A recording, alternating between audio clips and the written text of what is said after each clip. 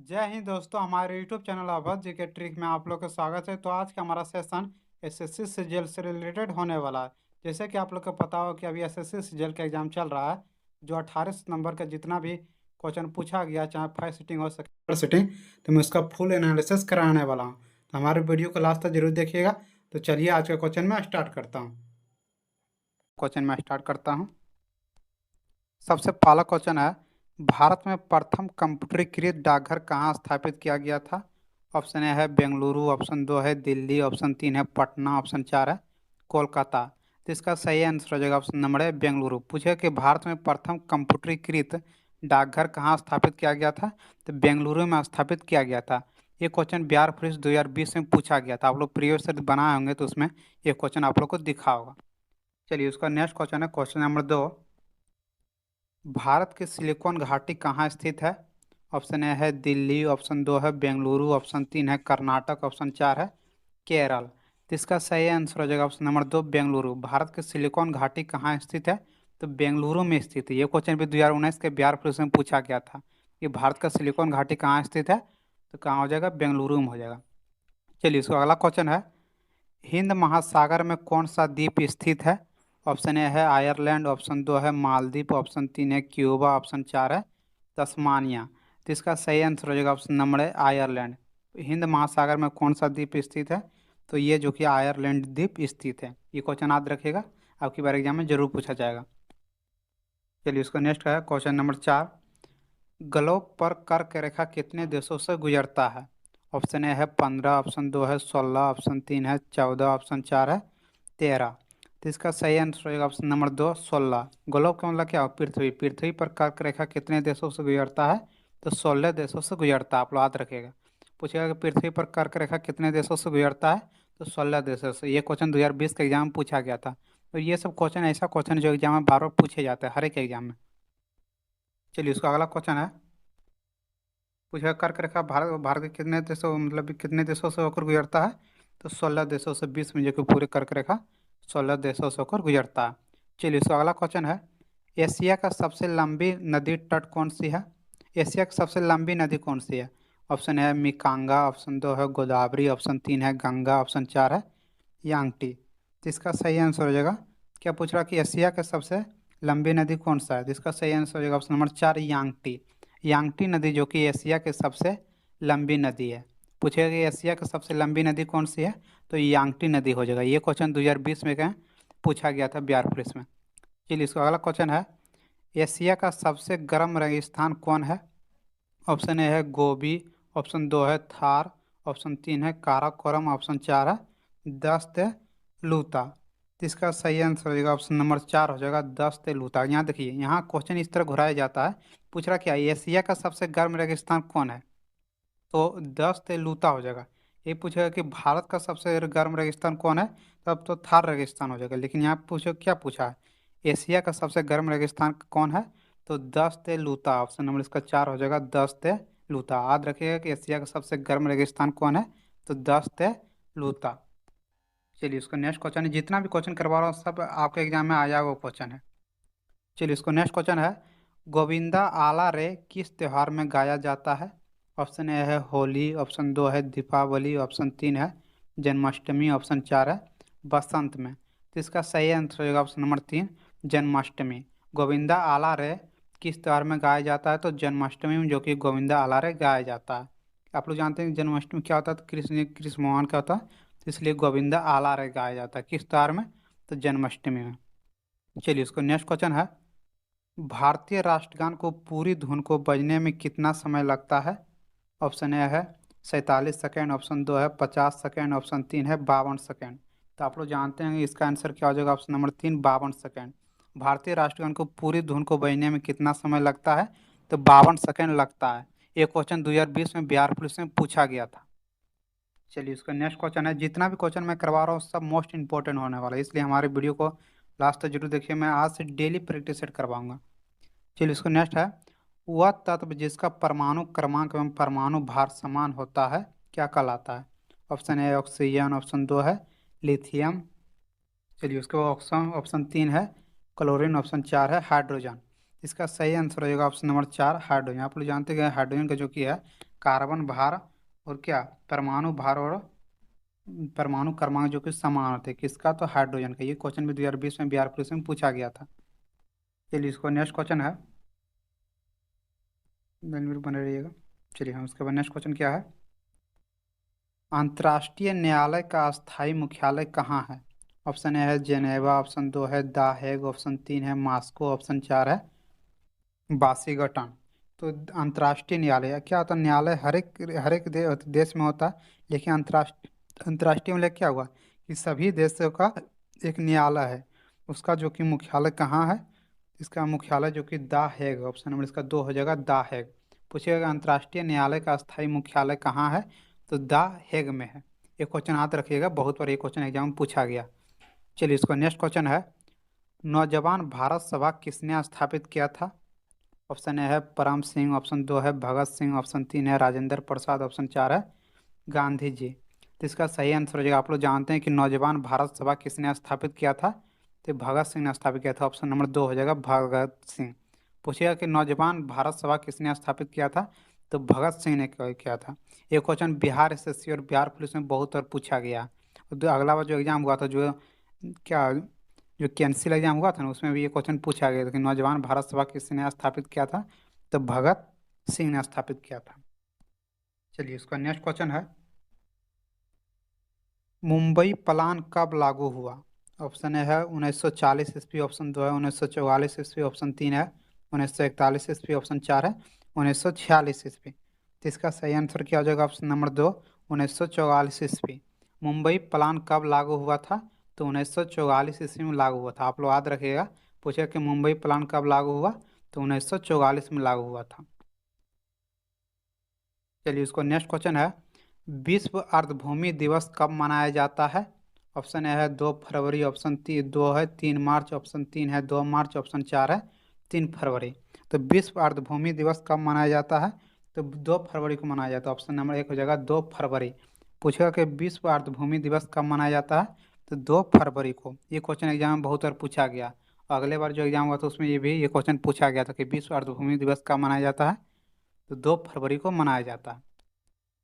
चलिए इसको next question है, VAT बेट किस पर लगाया जाता है? जो बेट होता है वो किस पर लगाया जाता है? ऑप्शन है सीधे उपभोक्ता, ऑप्शन दो है उत्पादन के प्रथम चरण पर, ऑप्शन तीन है उत्पादन के अंतिम चरण पर, और ऑप्शन चार है उत्पादन और बिक्री के सभी चरणों पर। तो इसका सही आंसर हो जाएगा ऑप्शन नंबर चार, उत्पादन और बिक्री के सभी चरणों पर। बेट किस पर लगाया जाता है? तो उत्पादन और बिक्री के सभी चरणों पर लगाया जाता है। चलिए ये क्वेश्चन 2019 में बिहार पुलिस में पूछा गया था।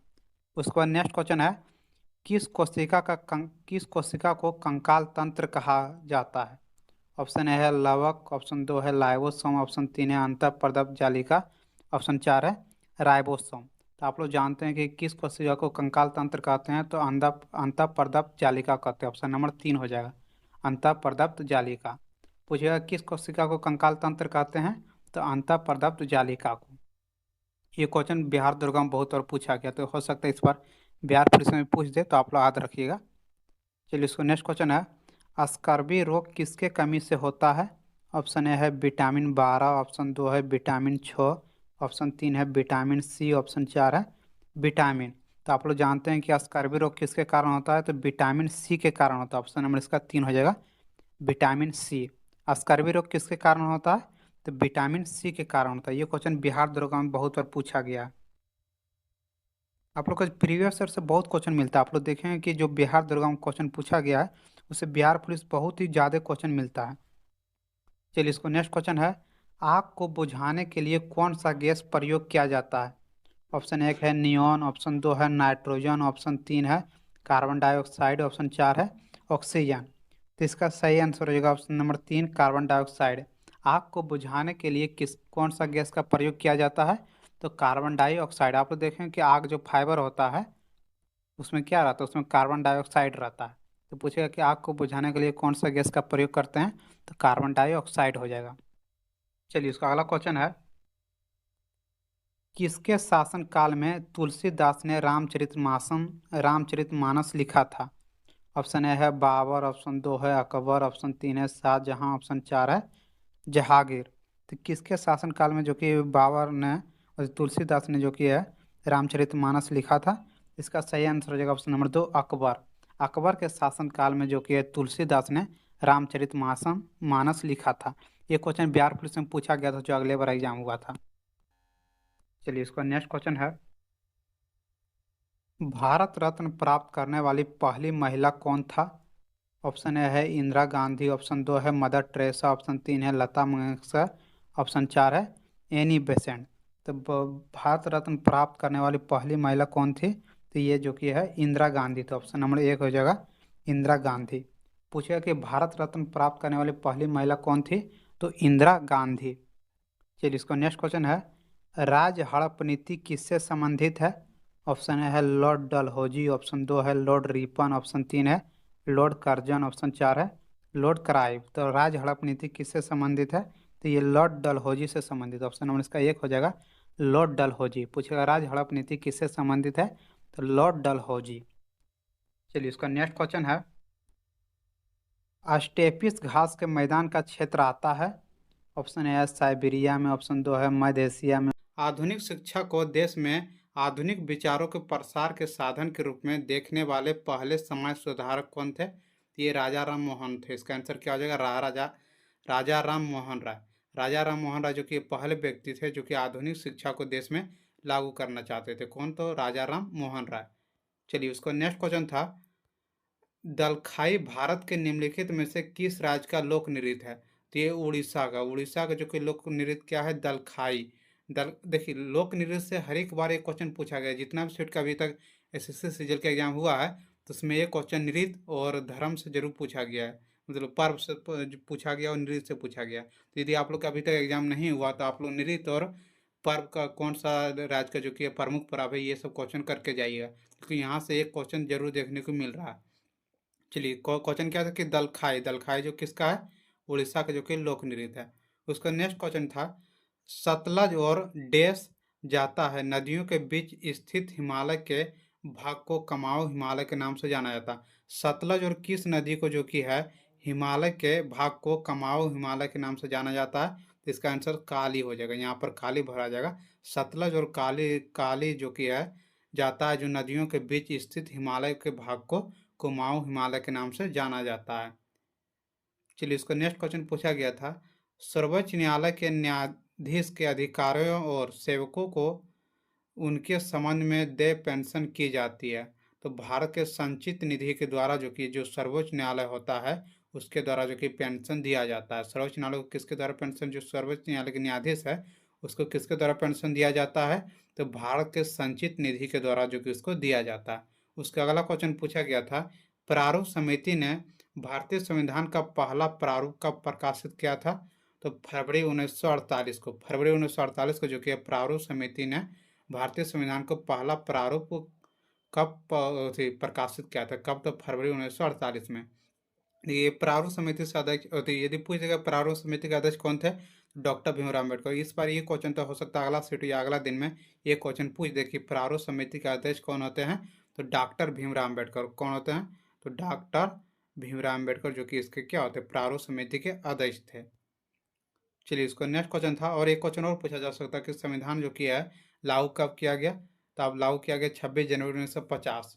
और संविधान सभा का अंतिम बैठक कब हुआ था? 24 जनवरी 1950। ये सब क्वेश्चन याद रखिएगा, इस बार एग्जाम में पूछा जा रहा है सीजीएल के एग्जाम में। उसका नेक्स्ट क्वेश्चन पूछा गया था, मास्की शिलालेख वर्तमान में किस राज्य में स्थित है?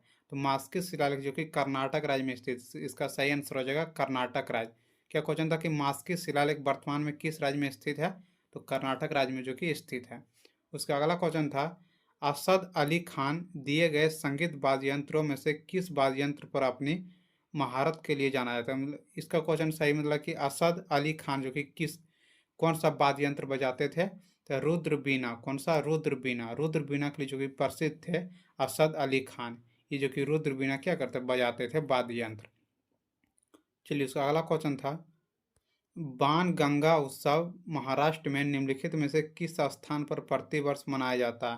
तो ये मुंबई में मनाया जाता है। महाराष्ट्र के मुंबई जो कि है बाण गंगा उत्सव महाराष्ट्र हर एक वर्ष मनाया जाता है। कहाँ? तो महाराष्ट्र के मुंबई में।